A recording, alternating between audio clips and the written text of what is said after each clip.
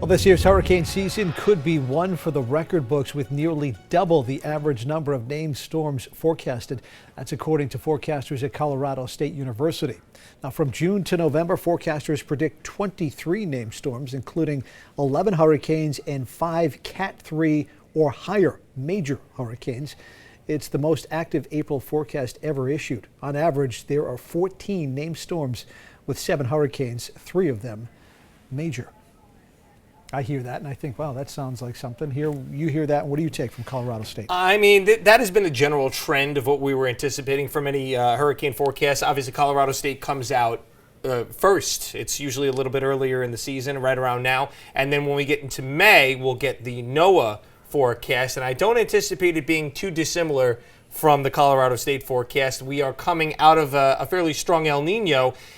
Not necessarily, we don't necessarily have to go to La Nina, although that favors very favorable hurricane seasons, but we're coming kind of back down to a neutral phase. Okay. And when you take the neutral phase into account with how warm, and we've been running lots of stories on how warm some of the Atlantic Ocean waters are already. Some spots, again, even rivaling like peak summer temperatures. I think that is the overwhelming... That's part of what's driving this? Yeah, I think that's the overwhelming factor at this point. Again, the El Nino neutral phase, generally that wouldn't give you too much of a signal one way or the other. But again, just the fact that we're coming out of that phase and then we have the warm water to contend with, that's probably the primary factor for why they're issuing that above average hurricane forecast. And I would not doubt it, especially considering we were on the higher side even this past year when we were in an El Nino pattern. So that would tell you something maybe.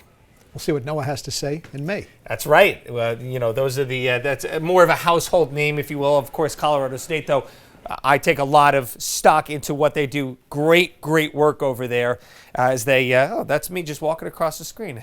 Hello, everybody.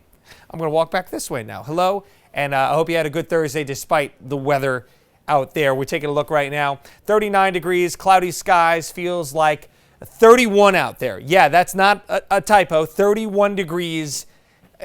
You call it a wind chill at this point. It is windy.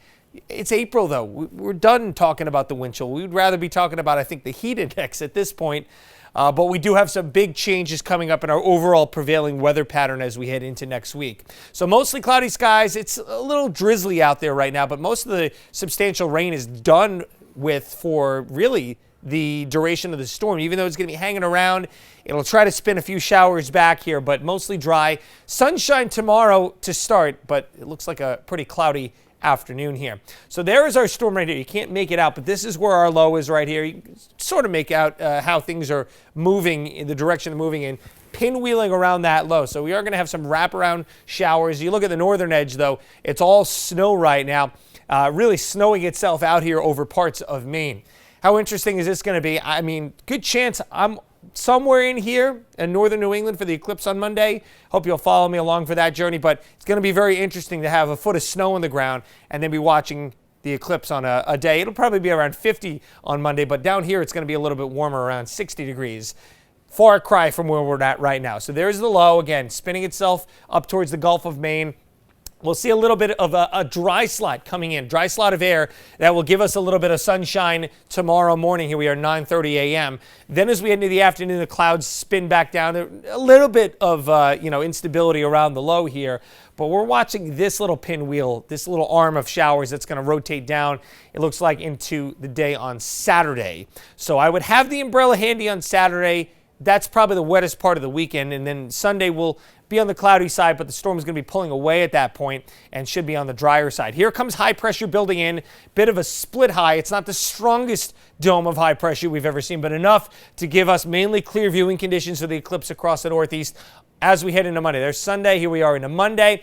Now, there is a low that's developing out across the Midwest. That's going to spin some clouds, generally on the higher side of clouds. But, if you were thinking of maybe going over towards New York State, I'd say northern New York looks better than central and western New York. And you cannot go wrong with Vermont, New Hampshire, or Maine.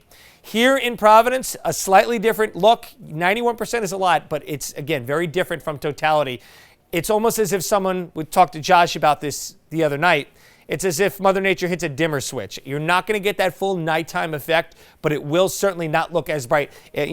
Take the opportunity if you're staying here locally. Yeah, we're going to be wanting to see the eclipse every second, but every now and then turn around and look off in the distance, and you will notice that dimming effect. It can be a little tough if you're looking primarily at the sun. Make sure you have those approved glasses out there. And then again, there are your times on the right side of the screen. Partial begins 2:15, maximum eclipse around 3:30, and it all ends around 4:30.